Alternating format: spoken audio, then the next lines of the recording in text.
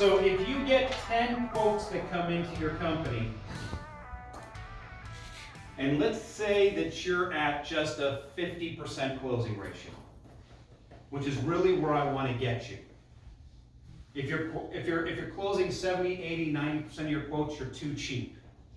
You're too cheap. You need healthy refusals in your business for you to be profitable. Did you guys hear me? Yeah.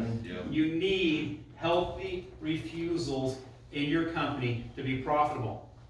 If you're closing too many jobs, there's no margin in your company. All right? So if we're working on a 50% closing ratio, that means of the 10 quotes here, right here, you closed 50%, or 5 out of 10 quotes. Okay? Those are the customers that said, yes, I want to go with your service. Now, I remember having a conversation with Pat Clark. A lot of you guys know who Pat Clark is. Precision Pro Wash up in South Carolina. So Pat Clark was like, hey, listen, AC, I feel like I'm losing some jobs. I really want to increase my closing ratio. He came to me and he says, I've been getting some advice. I love when these conversations start with, I've been getting some advice and I've been thinking and everything else, because most of the people out there that are giving you advice are wrong.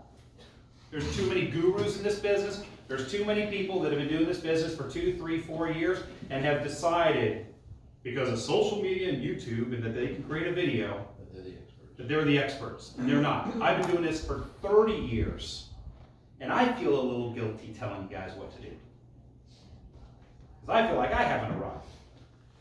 But I do know some things. I do have 30 years of experience. And so Pat was saying, I've been getting some advice and everything else, that if I dropped my prices some, I might close more jobs. And I went, really? So what's your closing ratio now? He said, well, I've got a 70% closing ratio. I'd like to get up to 80, 85, 90% closing ratio. And I went, why in the heck would you want to do that? Well, because I'll get more work, I'll make it up on volume, I'll make more profit. I'm like, no, those are lies. I said, here's where that's bad news, is if you have to turn around and drop your prices to close, to get up to 60% or 70% or 80%, to close those extra 3 jobs, you have to drop your prices for everybody. These people would have bought from you at any price. They bought because they know, like, and trust you.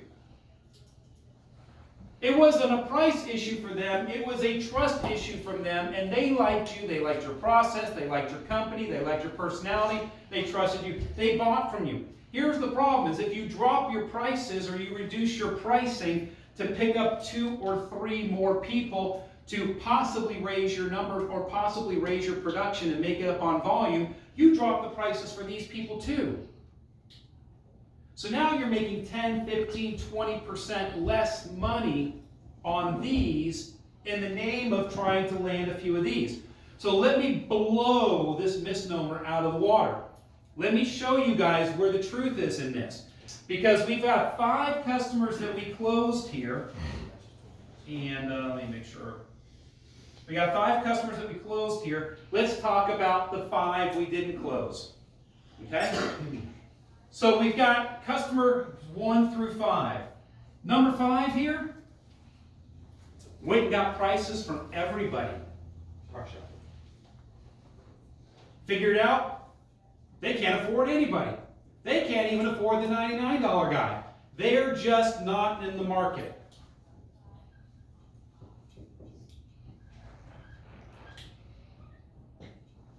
Okay? Not in the market. Let's talk about customer number 4. Customer number 4. They said, that's ridiculous. I can't believe you're charging that for that service. They would have said that whether it was $500 or $5,000. You know what I'm saying? Yeah. This is robbery. How do you sleep at night charging that kind of money? All right? And they go to Home Depot and they do what? Buy a pressure washer and do it themselves. SELF. They do it themselves. All right? Now you got 3 customers left here. The fact of the matter is is customer number 2 and customer number 3 sat on your quote for a while. These first 5 I call what's called a 1-to-1 ratio. 1-to-1 ratio. And those are quotes that came in that week, that closed that week. You went out and quoted them that week and you landed right on the spot. But what you'll learn as you're in sales, you've been doing this for a while, people hold on to stuff. People just weren't ready right now, or they found out it was a little more, or they really want to use you, but they can't afford you right now, so they budget. And they save. Oh my goodness. Saves. And they call you later, 2 or 3 months later, out of the blue, and you're like, I thought that person wasn't going to use me. Okay? So what you find out is these 2 people ended up using you, they just waited. That's where you and saved. Okay? They just waited and saved. And they picked you. And you won these. Okay? You got the job. Good follow-up process. Yep. You had a good follow-up process. You had things built into your CRM, all that kind of stuff. So what you find out when it's all said and done, you only lost 1 job to a competitor. So let me ask you a question.